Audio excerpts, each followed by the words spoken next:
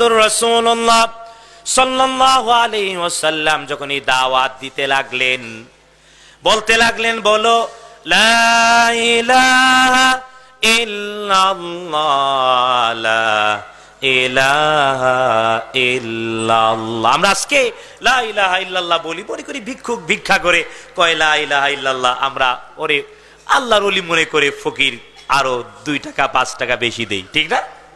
কিন্তু এর অর্থ নিজেরা যথার্থ বুঝি না। যদি ভিক্ষুক আরবি না কইয়া বাংলায় কইতো, সব বাদ দাও, বাপ দাদার 14 গোষ্ঠী বাদ দিয়ে আল্লাহ তাআলা যা বলেছেন তাই মানতে হবে, অন্য কিছু মানা যাবে। তাহলে ভিক্ষুকের বিরুদ্ধে রাষ্ট্রদ্রোহ মামলা হইতো না? হইতো না?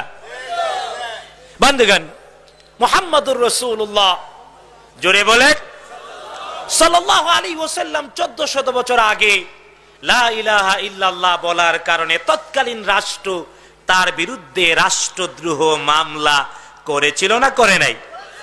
করেছিল না করে নাই?